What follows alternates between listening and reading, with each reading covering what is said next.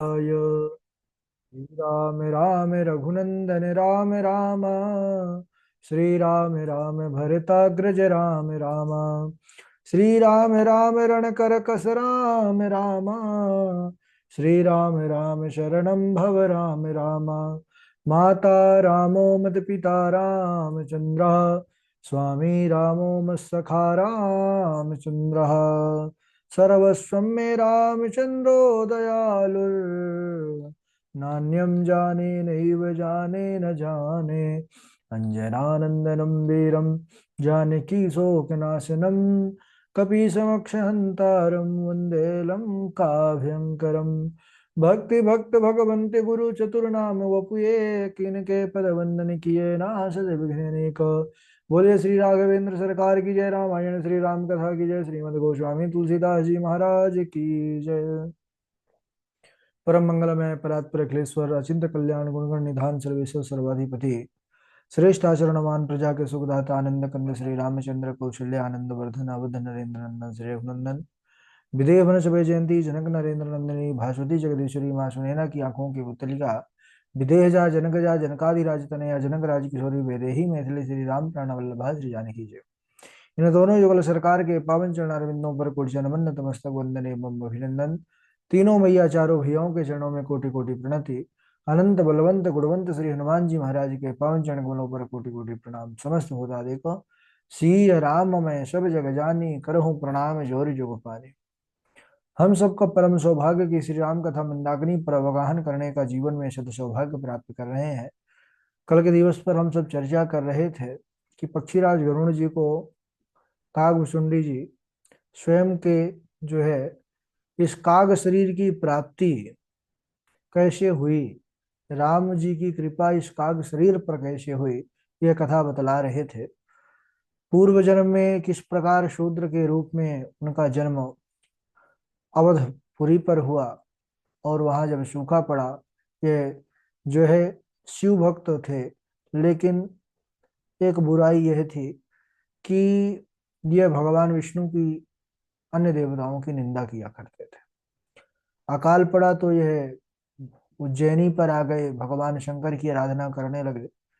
इनको एक गुरु मिले, वैष्णव थे, और इनको बहुत समझाते थे कि देखो बड़ा जो पुण्य है, सुकृत है, ये बड़ा जो है साधना के बाद प्राप्त होता है, लेकिन जैसे ही हम किसी की निंदा करते हैं सारा तप सारा पुण्य जो है एक पल में ही गायब हो जाता है।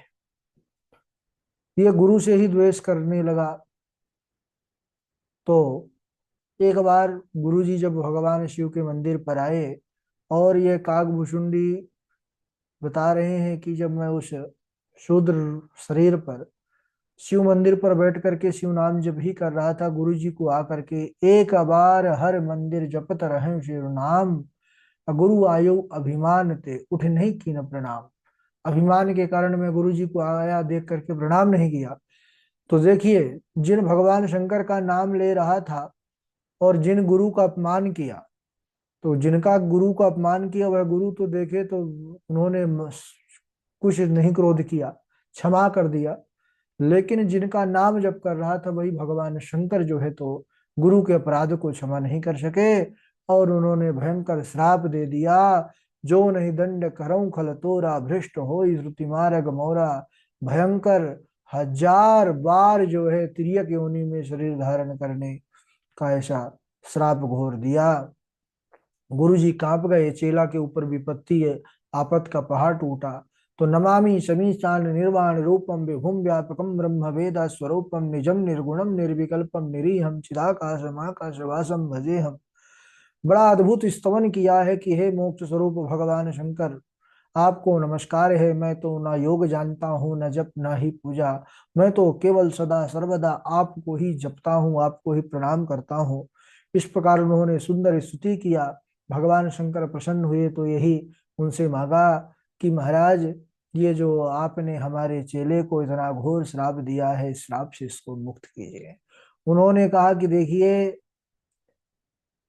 श्राप तो झूठा नहीं हो सकता, 1000 जन्म इसके होंगे, लेकिन हाँ, मैं इसको यह जो है अब वरदान देता हूँ, आपके इस स्तुति भाव को देख करके कि जो जन्म और मरण में भयंकर जन्मत मरण दुसह दुख होई, तो वह दुख इसको जन्म में और मरण में नहीं व्यापेगा और यह भगवान की भक्ति करे रहेगा। इस प्रकार जो है उन्होंने जब कहा, तो ये होता है, भगवान जो है, भगवान का अपराध तो भगवान क्षमा कर देते हैं, लेकिन गुरु संतों का जो अपराध कर देता है उसको फिर भगवान ही क्षमा नहीं करते। गुरु संत तो सहज होते हैं, कृपालु होते हैं, वो तो छोड़ देते हैं, लेकिन महाराज भगवान नहीं छोड़ते हैं। अब इधर गुरु की महिमा तो अनंत है। कहते हैं कि गुरु हमको जीवन में इतना देते हैं कि उसका मूल्य हम समझ नहीं पाते। एक अंधा व्यक्ति था, वह नित्य बाजार में बैठ करके, अब अंधा है तो कुछ दान ही मांगता था। एक दिन वहां एक राजा आए, तो राजा साहब ने देखा अंधे को, तो उन पर दया आ गई और उन्होंने जो उसका कपड़ा बिछाया हुआ था जिस पर वो मांगता था, कोई 2 मुट्ठी चावल डाल दे, कोई 2 4 सिक्के डाल दे, कोई कुछ दे दे, कोई कुछ दे दे, तो राजा को दया आ गई कि चलो आज से इसका मैं पूरा जीवन का दुख दूर करता हूँ, और इसने एक बेशकीमती हीरा का टुकड़ा डाल दिया।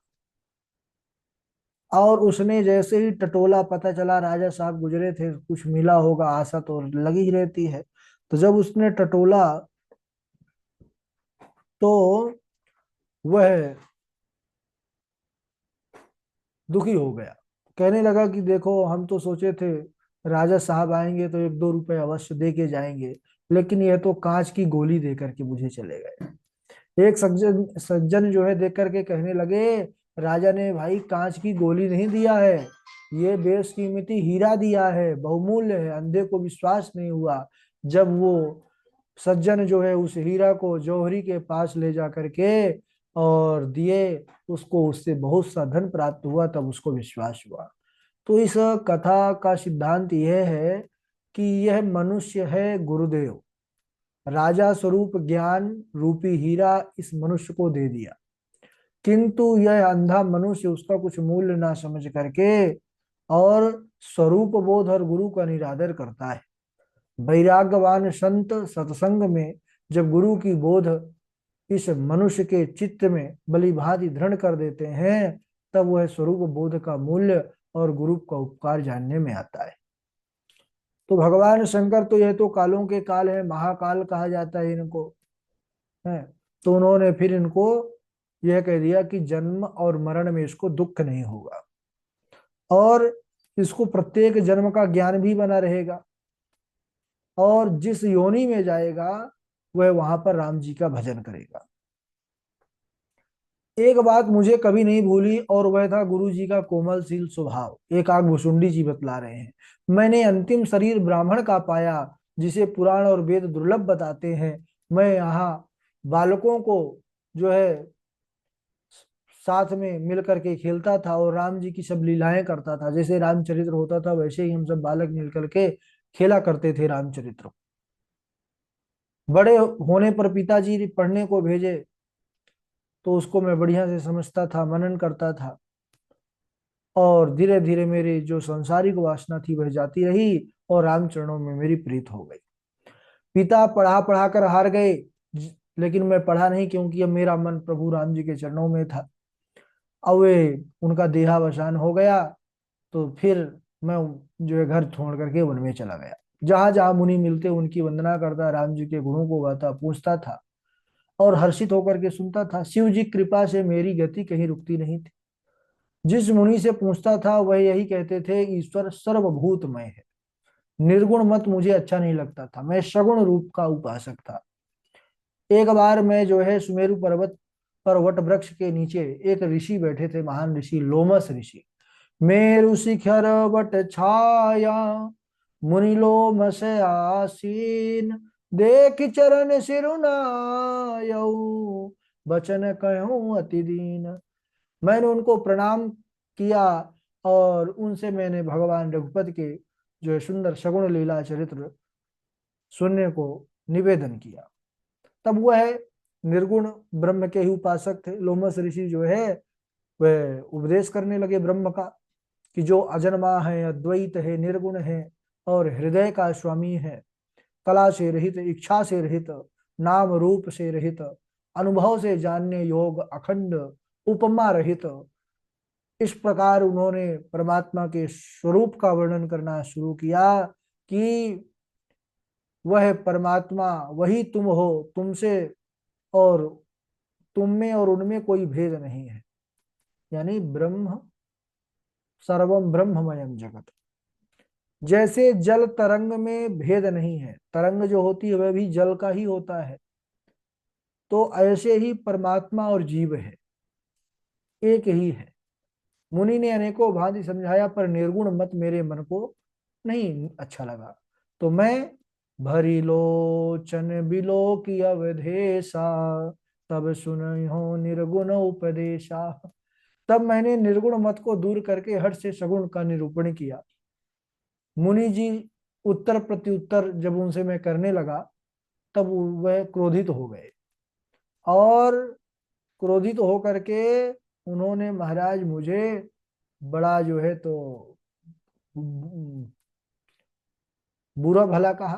तो मैं विचार करने लगा कि ये निर्गुण कर रहे हैं, ब्रह्म सब बता रहे हैं, द्वैत जहां आता है वहीं सगुण हो जाता है, लेकिन इनको क्रोध आ रहा है, जब दो है ही नहीं तो फिर ये क्रोध किस पर कर रहे हैं, इसका मतलब इनका जो ये उपासना है ये झूठी है। ऐसा मेरे मन में उनके प्रति आने लगा। ये सब राम जी की ही माया थी। तो मैं उत्तर प्रत्युत्तर करने लगा, तब महाराज वह क्रोधित होकर के कहने लगे कि तेरे हृदय में बड़ा भारी जो है पाखंड भरा हुआ है, इसलिए तू चांडाल पक्षी हो जा, यानी कौवा हो जा। मैंने श्राप को शिरोधार्य किया, और उसके बाद में तुरंत उनके चरणों में प्रणाम करके राम जी का स्मरण करके प्रसन्न होकर के, मुझे कोई भी जो है तो दुख नहीं हुआ। तो हे पक्षीराज, इसमें ऋषि का भी कोई दोष नहीं था, उन्होंने मुझे श्राप दिया, यह तो राम जी का ही ऐसा मान लीजिए उनकी यह एक योजना थी। उन्होंने उनकी मति को भूरी बना दिया मेरे प्रेम की परीक्षा लेने के लिए, कि क्या श्राप से यह कुछ इसके स्वभाव में बदलाव आता है। लेकिन जब मैंने मेरे उसी स्वभाव को, यानी इतना बड़ा श्राप मिलने पर भी जब मुझे न तो शोक हुआ न दुख हुआ, तब समझ गए भगवान कि मन वचन कर्म से ये मेरा भक्त है।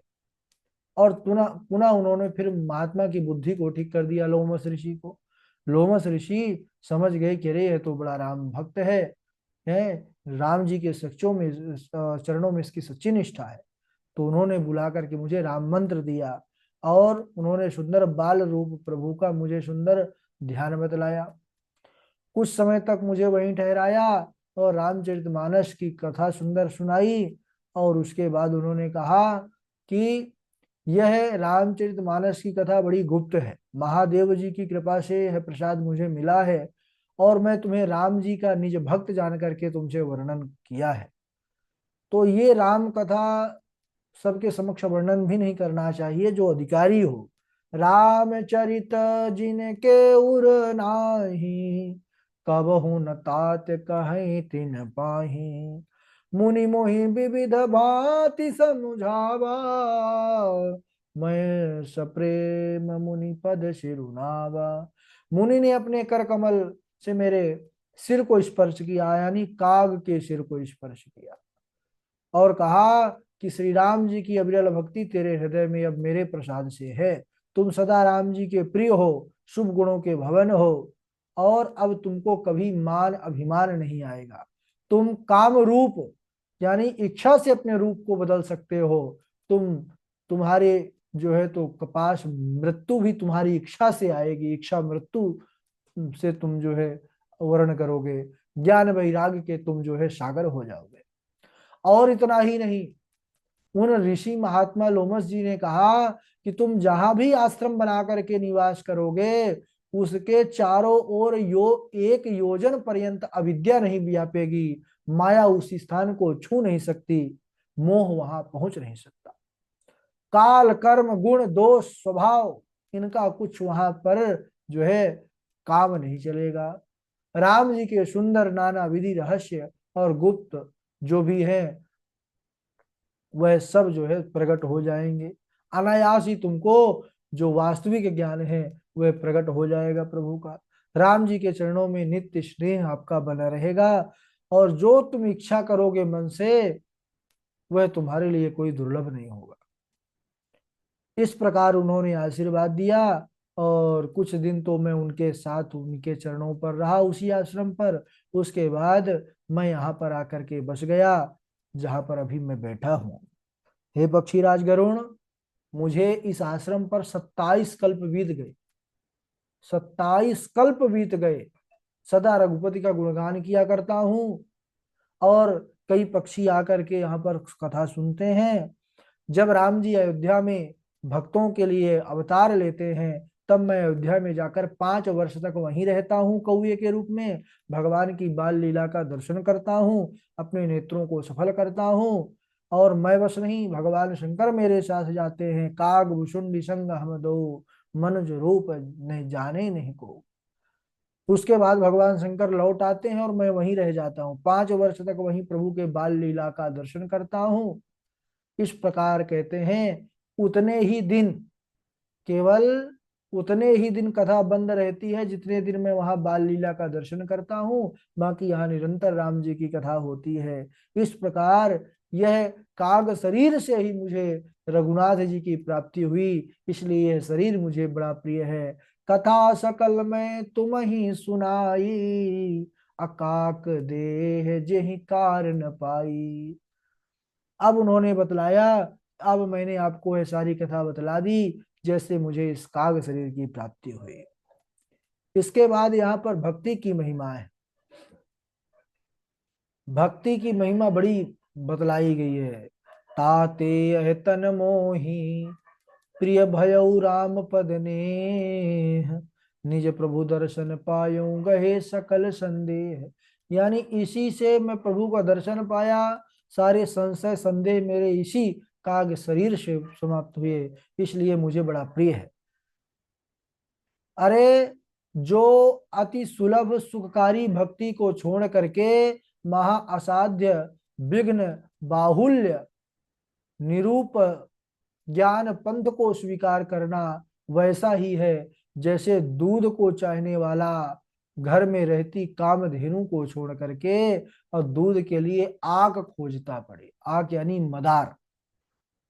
क्यों? उसमें भी दुग्ध है लेकिन वह दुग्ध दुखद है, अगर आंखों में लग जाए तो वह अंधा बना देता है। तो हे पक्षीराज सुनिए, सुख ही सबका ध्येय है।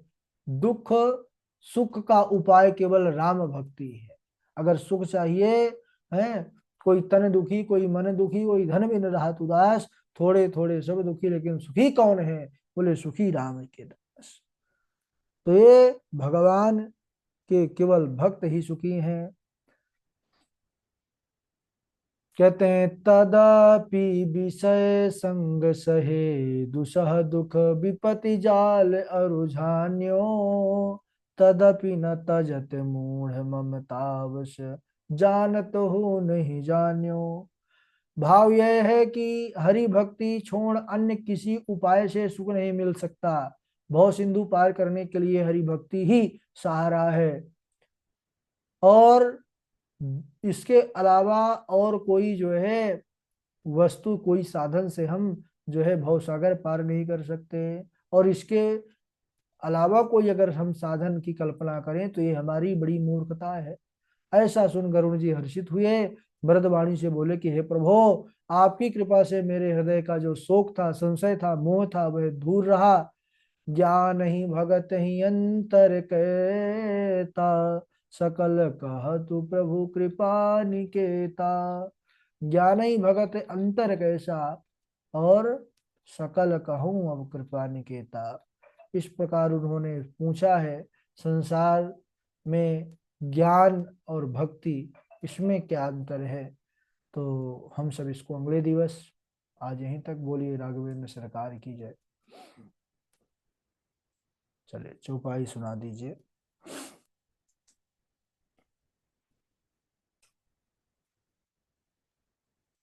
राधे राधे गुरु जी, प्रणाम।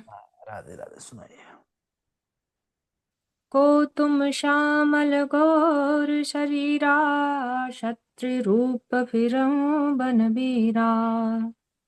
कठिन भूमि कोमल पदगामी, कवन हेतु बन विचरऊं स्वामी। राधे राधे गुरु जी। जी राधे राधे। राधे राधे गुरु जी, प्रणाम। बोल, सुनाइए। मास दिवस कर दिवस भाव, मर्म न जानई कोई।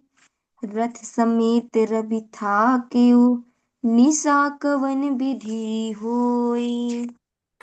राधे राधे गुरु जी, प्रणाम।